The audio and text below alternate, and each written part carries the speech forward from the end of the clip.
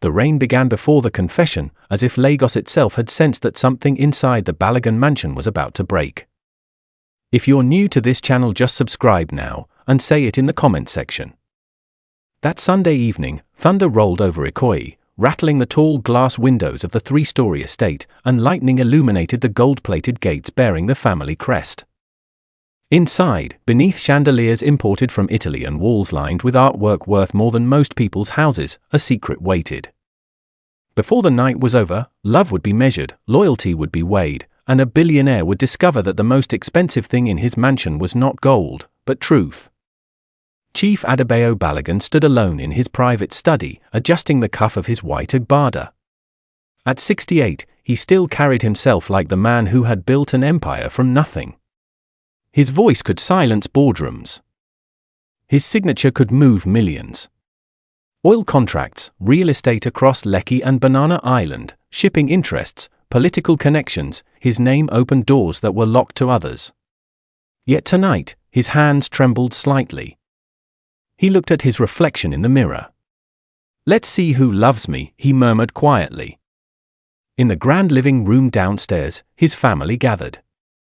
The space was massive, with marble floors reflecting soft yellow light, velvet sofas arranged in a semicircle, and a large portrait of Chief Adebayo hanging above the fireplace like a monarch watching over his kingdom. Ngozi Balogun, his wife of 35 years, sat upright, her fingers twisting the edge of her lace wrapper. She was elegant, always composed in public, but tonight there was tension in her eyes. "Why did he call everyone like this?" she asked softly. Kunal, the first son, adjusted his expensive wristwatch and shrugged. "Maybe it's about the new refinery deal. Or politics." His tone carried impatience more than concern. Tenny, their only daughter, scrolled nervously through her phone before sighing. "Daddy doesn't gather us unless it's serious." Femi, the youngest, leaned back quietly, observing everyone without speaking. His calmness was often mistaken for indifference, but his eyes missed nothing. Extended relatives filled the remaining seats: Uncle Bode, two cousins, even an aunt who rarely visited unless festive hampers were involved. The air smelled faintly of expensive perfume and unspoken expectations. Footsteps echoed from the staircase. Chief Adebayo descended slowly, deliberately slower than usual. The room fell silent immediately. Even the rain seemed to pause against the windows. "My family," he began, his voice heavy. Ngozi stood. "Adebayo, what is it?" He lowered himself carefully into his armchair, exhaling as though carrying invisible weight. "I went for a medical checkup last week." Kunal frowned. "And?" "The doctors found something." He paused, letting the silence stretch until it almost suffocated the room. "They say I have 3 months to live." The words landed like a gunshot. "No!" Ngozi screamed, rushing toward him. "That's impossible." "Which doctors?" "We will fly to London." Tenny burst into tears instantly. "Daddy, don't say that." Kunal froze, his jaw tightening. 3 months, he repeated quietly, almost mechanically. Gasps filled the room. Aunties clutched their chests dramatically. Uncle Bode muttered prayers under his breath. Only Femi did not cry. He stared at his father, long, searching, steady. Chief Adebayo noticed. Ngozi knelt beside her husband, her mascara beginning to smudge. "We will get a second opinion. We'll call the best specialists." He shook his head gently. "It's advanced." They were clear. Kunal stood abruptly and paced. "What about treatment?" "Surgery?" "Chemotherapy." "It would only prolong suffering," Chief Adebayo replied softly. Tenny sobbed louder. "You can't leave us, Daddy."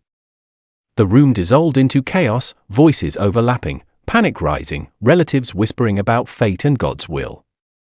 But amidst the noise, Chief Adebayo's eyes scanned faces. He saw more than tears. He saw calculation flicker behind shock. He saw quick glances exchanged. He saw fear, not only of loss, but of change. Please, he said quietly. The authority in his tone cut through the noise. I called you here not just to inform you. I want us to spend time together. As a family. Ngozi clutched his arm. You will not die. I refuse it. He forced a weak smile. Let's focus on what matters. Colonel finally sat down, rubbing his chin thoughtfully. Have you informed your lawyer? The question slipped out before he could soften it. The room stilled for a fraction of a second. Chief Adebayo looked at him. No. Not yet. Ngozi glanced sharply at Colonel. Is that what you're thinking about? I'm just being practical, Colonel replied defensively. We need to prepare. Tenny wiped her tears. Prepare for what? He's still here. Uncle Bode cleared his throat. In Yoruba tradition, matters of inheritance should not wait until. This is not about inheritance. Ngozi snapped. Femi finally spoke, his voice calm. Dad, are you in pain? The question cut deeper than all others. Chief Adebayo turned to him. Sometimes. Femi nodded slowly.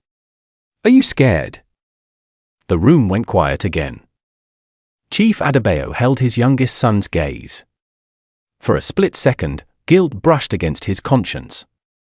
A little, he admitted. Femi leaned forward. We are here.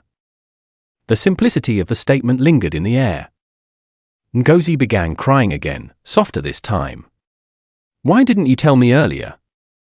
I needed to process it, he replied. Colonel's phone buzzed. He silenced it quickly but not before glancing at the screen. Business did not pause for grief. I think, Chief Adebayo continued, we should all stay close these next months. No traveling unless necessary. Tenny nodded vigorously. I'll cancel my trip. Colonel hesitated. There's the Abuja contract. It can wait, Ngozi interrupted sharply. Thunder roared outside again, rattling the chandelier slightly. Chief Adebayo rose slowly.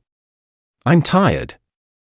Ngozi helped him up, her hands trembling. As he turned toward the staircase, he heard whispers already beginning behind him. 3 months, a cousin murmured. This house alone is worth. Do you think he updated the will? He climbed each step carefully, heart pounding, not from illness, but from anticipation. Inside his bedroom, he closed the door and leaned against it. There was no diagnosis. No terminal illness. No 3 months. Only a test. He walked to the window and watched the rain streak down the glass. Downstairs, muffled voices grew louder. The performance had begun, and already cracks were forming. A soft knock came at his door. Come in, he said. Femi stepped inside quietly. Dad, he said gently, do you want me to stay with you tonight? Chief Adebayo studied his son's face, no greed, no panic, only concern. Yes, he replied softly. Femi pulled a chair beside the bed and sat down without another word.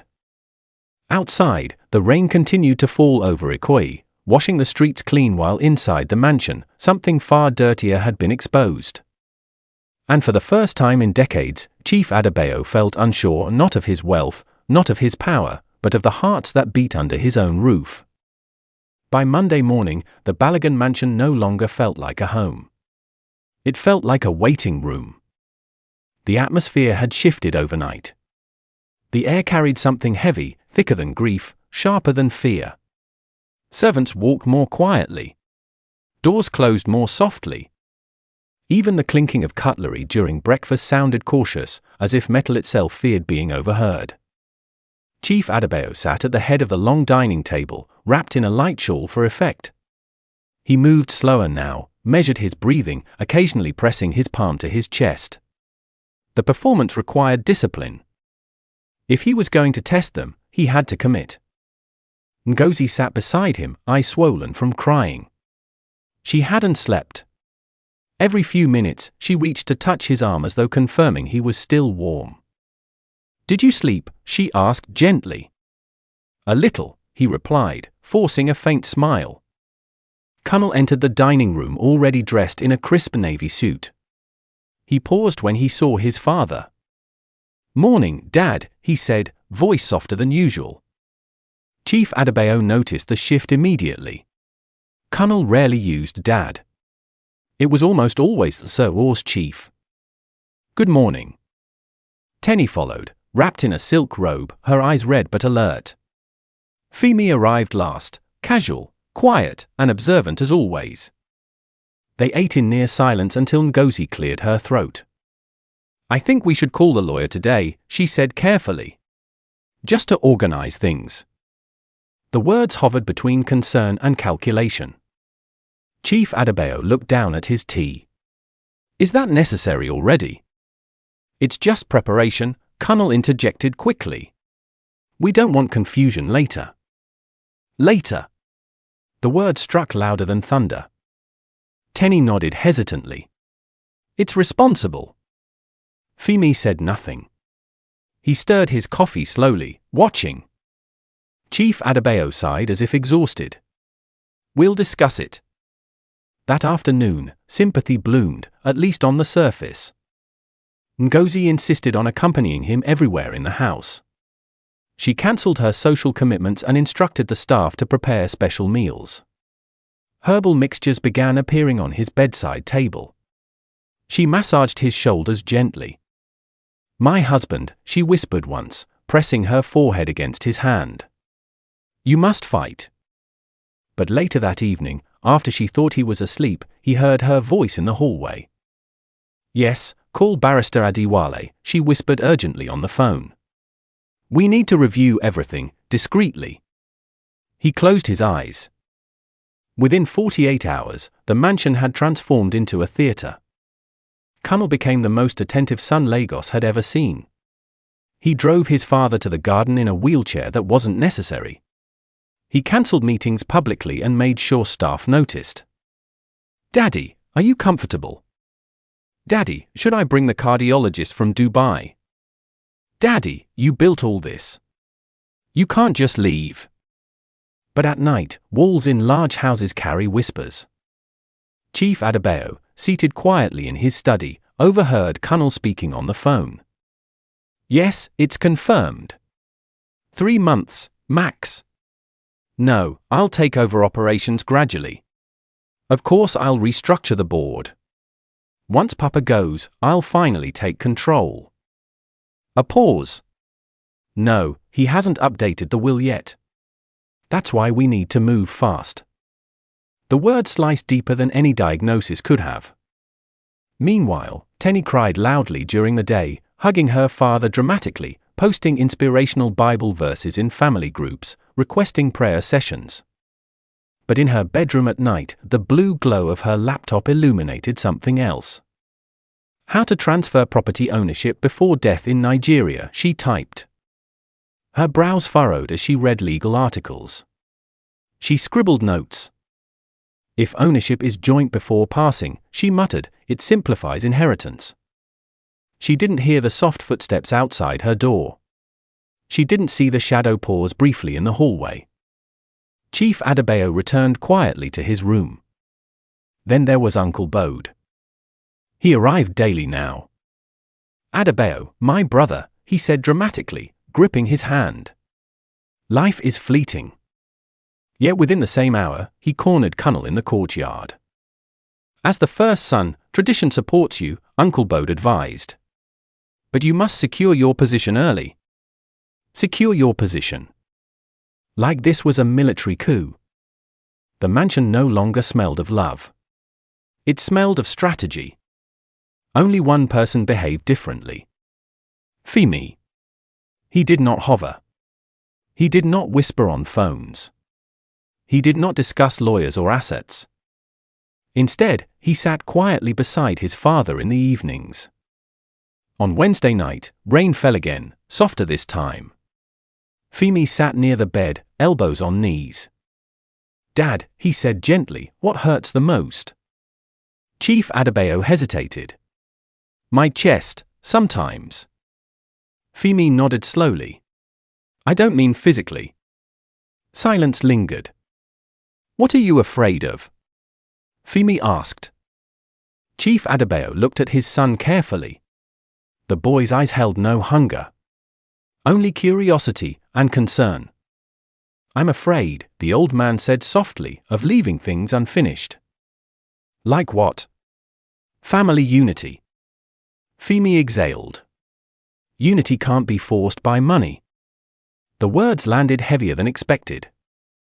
Downstairs, raised voices erupted suddenly. Chief Adebayo and Femi exchanged glances. They moved quietly toward the staircase, stopping halfway where shadows concealed them. Ngozi stood near the dining area, arms folded. Colonel faced Tenny across the table. I'm just saying it makes sense, Colonel argued. I've been involved in the business longest. That doesn't mean everything is yours. Tenny shot back. I sacrificed my fashion career because of this family. You sacrificed? You live in Banana Island. At least I don't see inheritance as a promotion. Ngozi raised her voice. Enough. Your father is alive. Colonel scoffed under his breath. For now. The words slipped out before he could retrieve them. The room froze. Even the rain seemed to stop listening. Chief Adebayo felt something inside him crack, not theatrically, not dramatically, but quietly, like glass under pressure. Beside him, Femi stiffened. They returned upstairs without a word.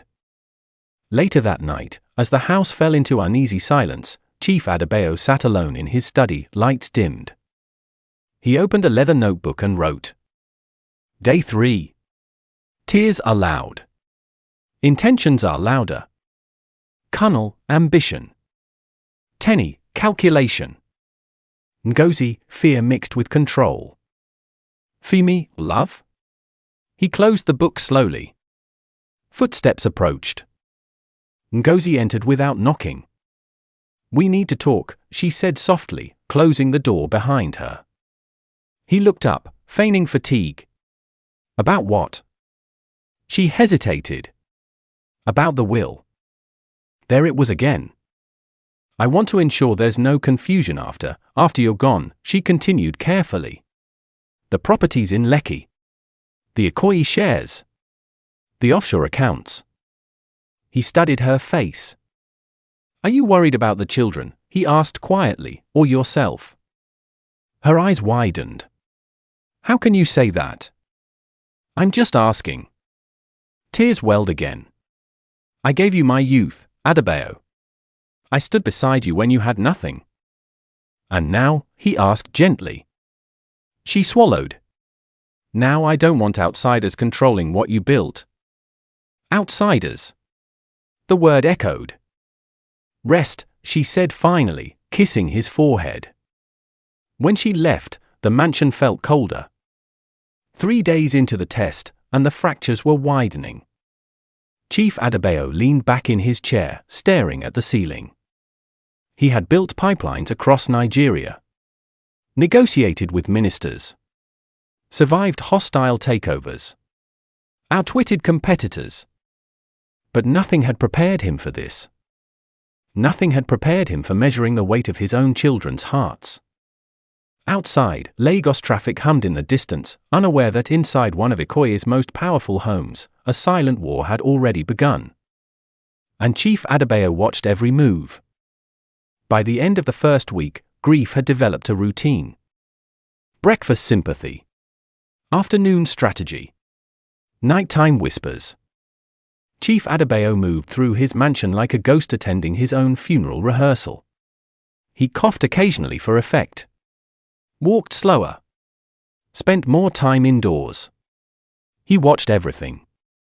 And on the 7th day, the war finally surfaced. It began with a message sent quietly in the family group chat. Ngozi, family meeting. 6 p.m. important. No mention of him. At 5:55 p.m., the dining room filled again, but this time, Chief Adebayo was not invited. He remained upstairs in his study, the door slightly open, the hallway light dimmed. From there, sound traveled clearly. Chair scraped against marble. Cunnell's voice came first. Let's be realistic. We can't pretend nothing is happening. Tenny exhaled sharply. He's still alive, Cunnell. Yes, and we need to plan while he's alive. Ngozi's tone was firm. Lower your voice. Uncle Bode cleared his throat, eager as ever to advise. In Yoruba custom, the first son. Uncle, please, Tenny snapped. This is not 1920. Cunnell leaned forward. Even without seeing him, Chief Adebayo could imagine the posture. Assertive. Calculating. I've handled most of Dad's oil negotiations in the past 2 years, Cunnell said.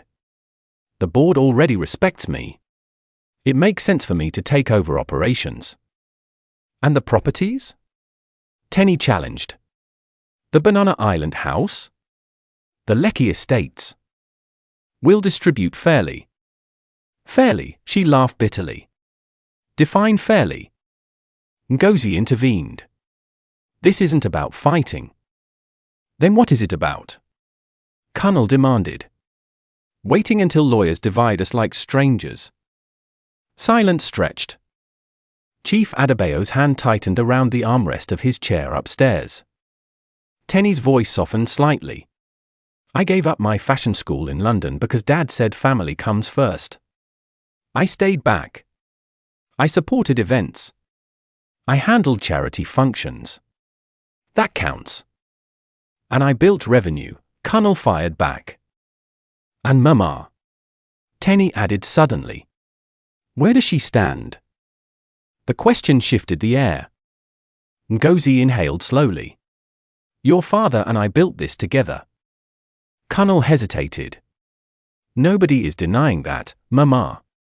But assets need structure. Structure. Tenny repeated. Or control. Uncle Bode stepped in eagerly.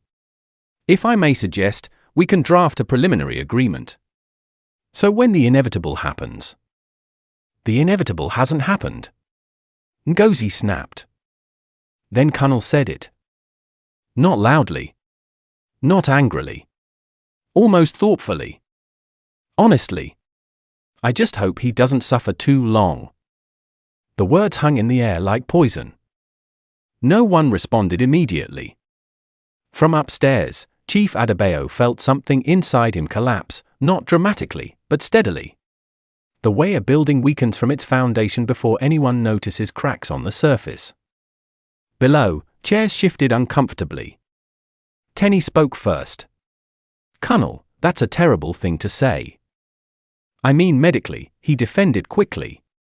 You've seen him. He's declining. Because you're already burying him, she shot back.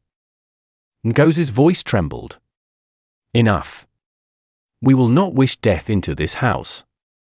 There was silence again. Then Uncle Bode, lowering his tone, asked the question that had been circling all week. Has he updated the will? Ngozi hesitated. I don't know, she admitted. Cunnell exhaled sharply. That's the problem. We're blind. We can ask him, Tenny said. And look greedy. Cunnell retorted.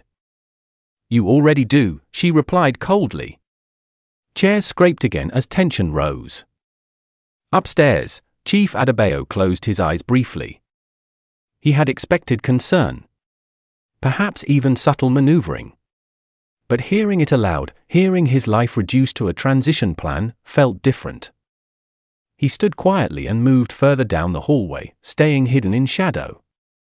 Inside the dining room, the discussion intensified. We need clarity, Cunnell insisted. What if outsiders step in? What if board members manipulate things? Ngozi's voice hardened. Your father is not dead. But he will be. Cunnell burst out, frustration overtaking caution. 3 months. That's 90 days. We can't pretend. The slap echoed sharply. Silence followed. Tenny had struck him. Don't you dare reduce Daddy to a countdown, she said, breathing heavily. Colonel touched his cheek, stunned. You're emotional. And you're heartless. Uncle Bode tried to calm them. Please, family. But the damage was done. Ngozi's voice came softer now. This is exactly what I feared. Chief Adebayo stepped back from the doorway, returning quietly to his study. He sank into his chair. The test was revealing more than he anticipated. Minutes later, footsteps climbed the stairs. He straightened quickly, adjusting his posture to appear weaker.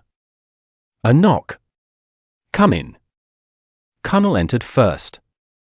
Dad, he said carefully, eyes avoiding direct contact. We were just discussing how to make things easier for you.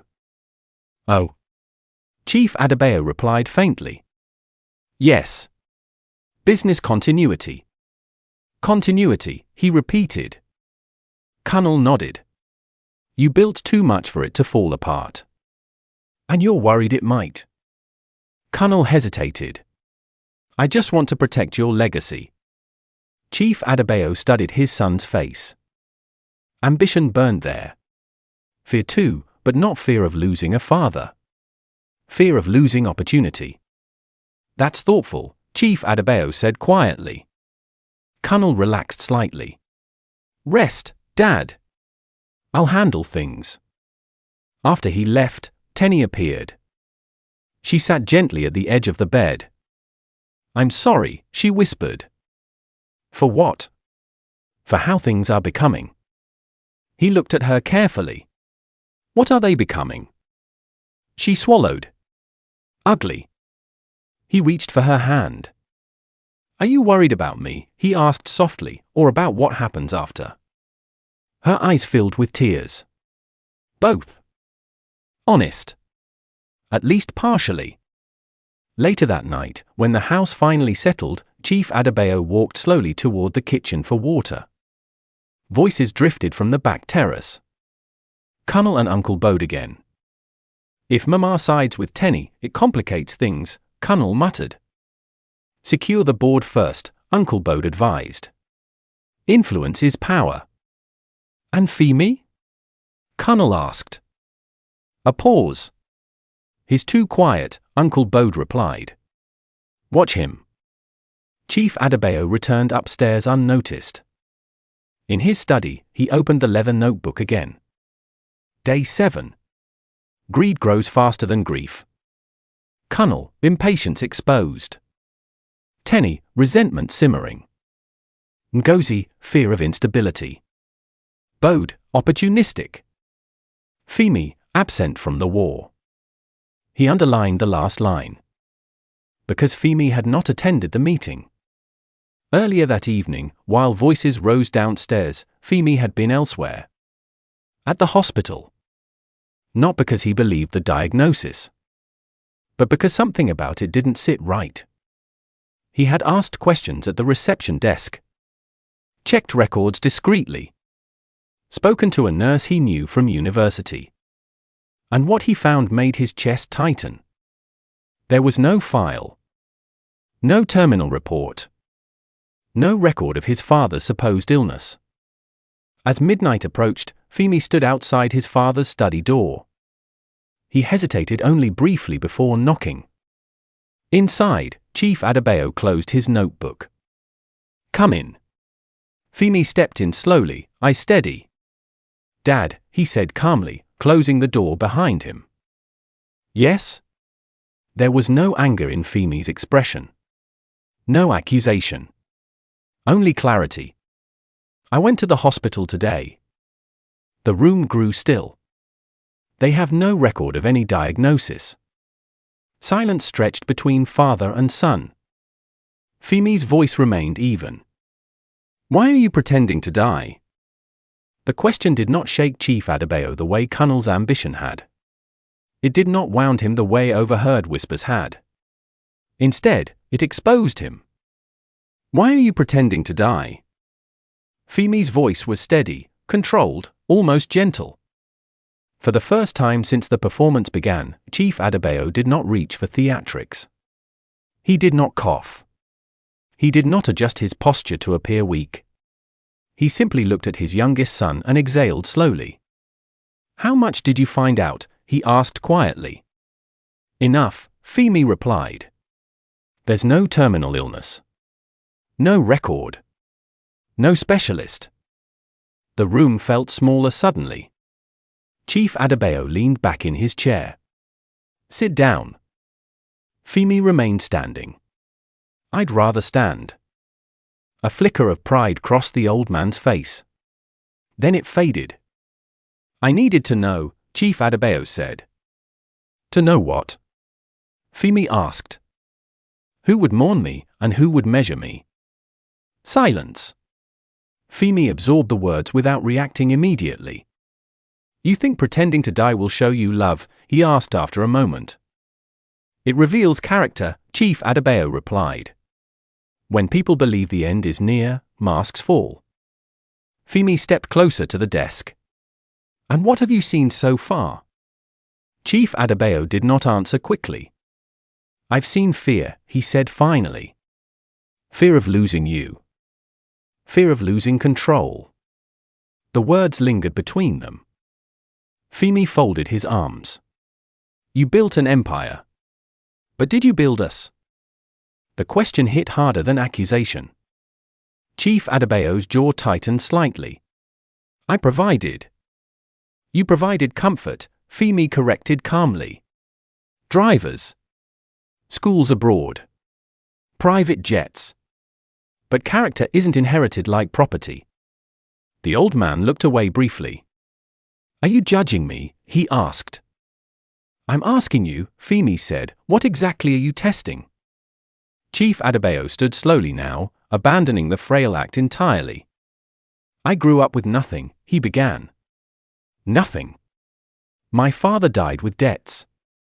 I swore my children would never struggle the way I did." "And you succeeded," Femi acknowledged. "Yes," Chief Adebayo said firmly. "I gave you power." "But not boundaries," Femi replied. Silence. The rain outside had stopped. The night air was still. "You saw them downstairs," Chief Adebayo said. "Arguing before I'm even buried." "Yes," Femi answered quietly. "Doesn't it disturb you?" "It does." "Then you understand why I needed this." Femi shook his head slightly. "No.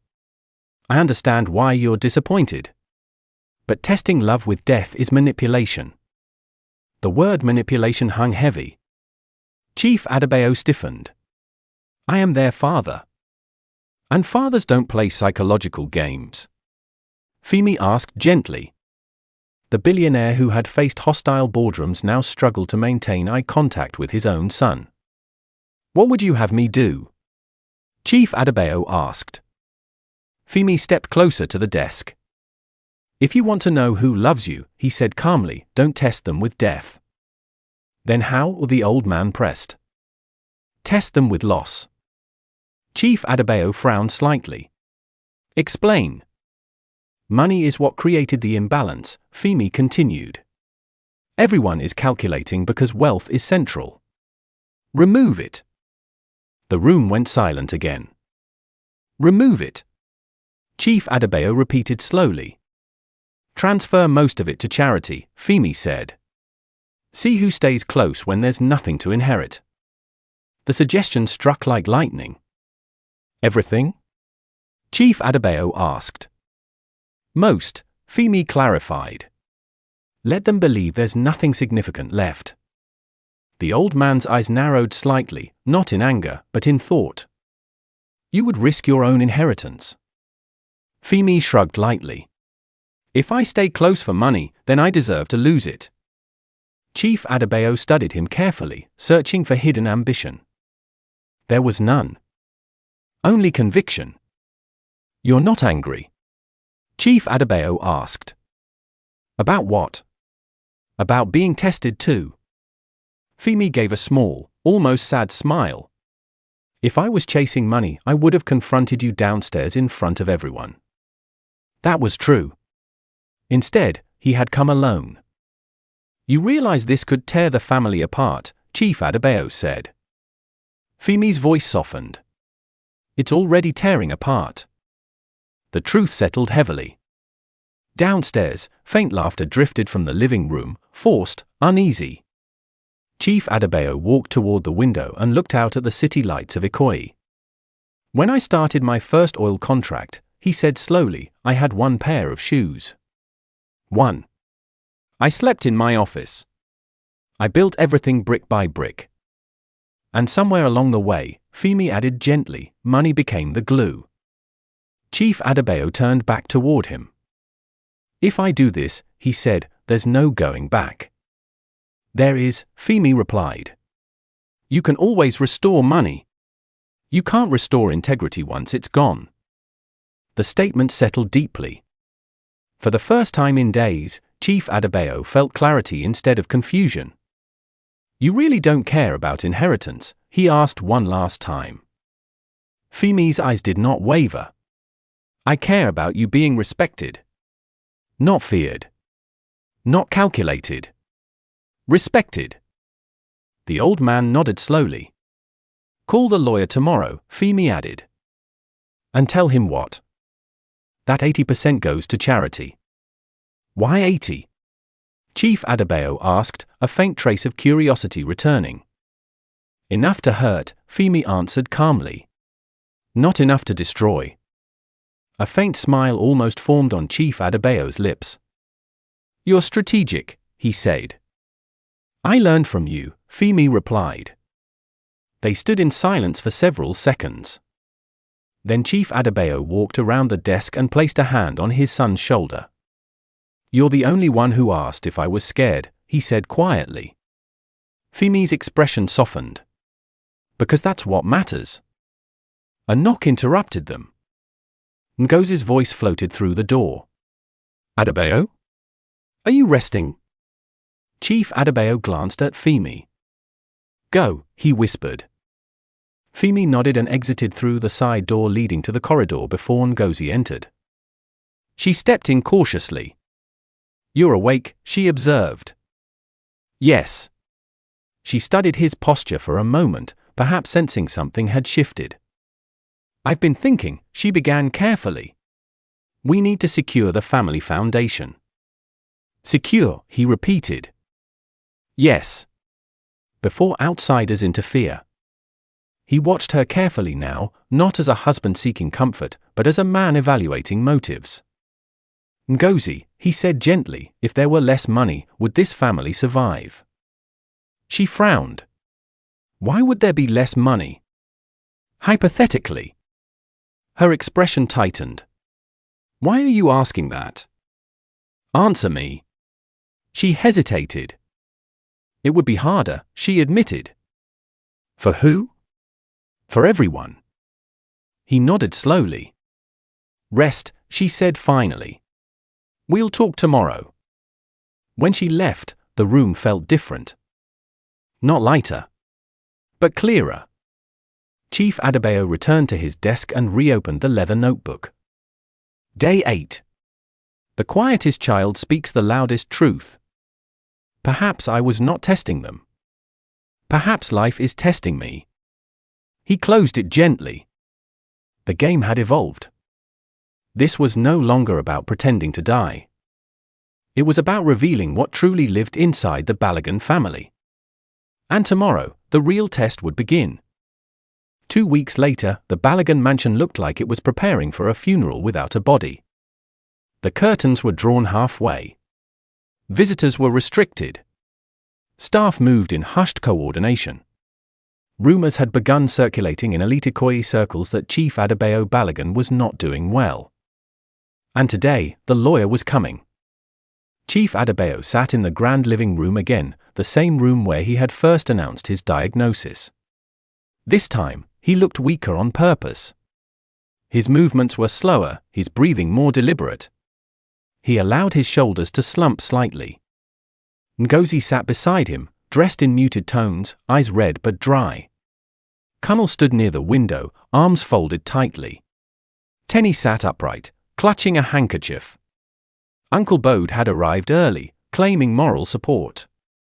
Femi stood slightly apart from everyone else. The front door opened. Barrister Adewale entered with a leather briefcase in hand, nodding respectfully. "Chief." "Madam." "Thank you for coming," Chief Adebayo said softly. Everyone took their seats. The atmosphere was thick enough to taste. Barrister Adewale opened his briefcase and removed a neatly arranged document. As requested, he began professionally, "This is the final version of your will." Ngozi gripped the edge of her chair. Colonel straightened. Tenny held her breath. Femi remained still. Chief Adebayo nodded faintly. "Please read." The lawyer adjusted his glasses.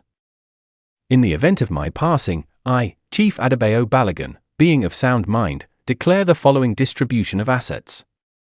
The room was silent except for the faint hum of air conditioning.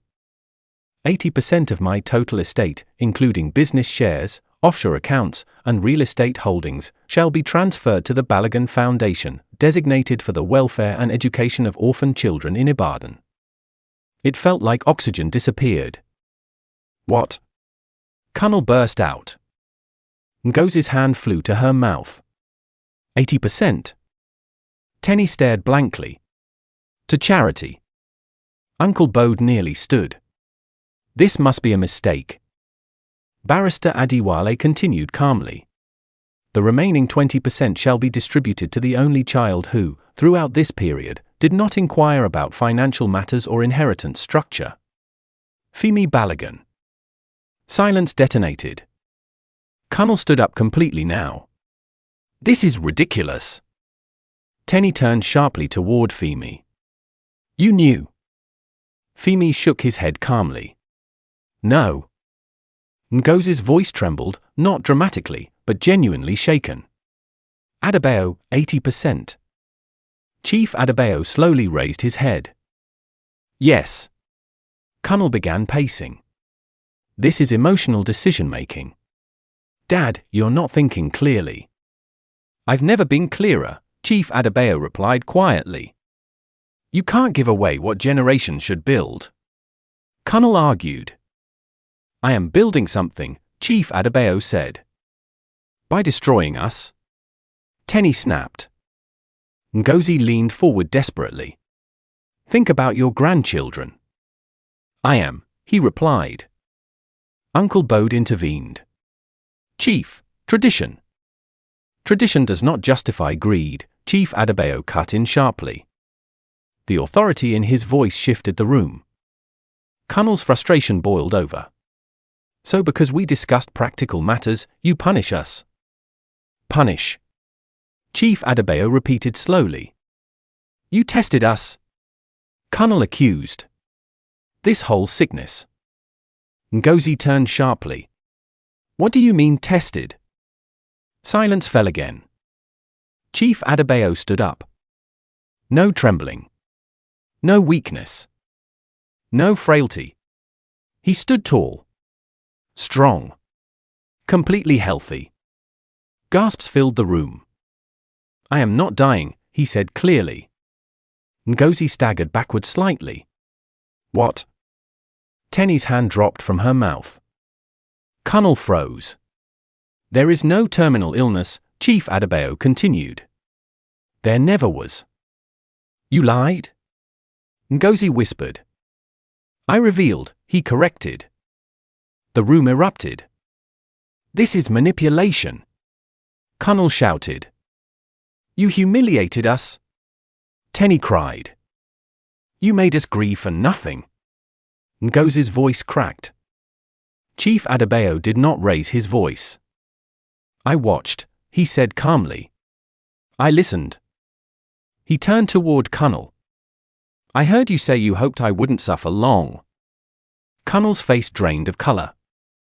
"I heard you discuss taking control before I was gone." Colonel swallowed. "That's not what I meant." He turned to Tenny. "I saw your legal searches." Her eyes widened. "You spied on me." "I observed." Then he faced Ngozi. "I heard you discuss securing assets before my burial." Tears finally rolled down her cheeks. I was protecting our family.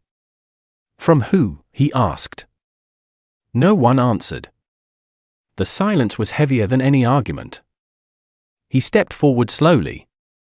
I spent my life building wealth, he said. But I never stopped to ask what it was building inside you. Femi remained quiet. Chief Adebayo continued, voice firm but no longer angry. I was searching for love. I found calculation. Colonel looked down. Tenny avoided eye contact. Ngozi wept silently now, not theatrically, but painfully. This will stand, Chief Adebayo said calmly. 80% to those who have nothing. 20% to the son who asked if I was afraid. All eyes turned toward Femi. Femi's own eyes were wet. Dad, he said softly, I didn't ask for this. I know, Chief Adebayo replied. Colonel's voice broke through. So that's it? We lose everything. You lose excess, Chief Adebayo corrected. Not everything. Tenny shook her head slowly. You don't trust us. I trusted you enough to reveal the truth, he replied. Ngozi stepped closer to him. Why didn't you just talk to us? She whispered. Would you have listened? He asked gently. She had no answer. Barrister Adewale quietly closed his briefcase, sensing the moment did not require legal commentary. Uncle Bode slowly moved toward the exit, recognizing the collapse of influence. Colonel stood still, wrestling pride and embarrassment. Tenny wiped her tears silently. And Femi finally stepped forward. Dad, he said quietly, this isn't about winning. I know, Chief Adebayo replied. It's about rebuilding. The old man nodded slowly. He looked at each of them again, really looked. I'm still alive, he said firmly. Which means this family still has a chance. No one shouted now. No one calculated. For the first time in weeks, there was no strategy in the room.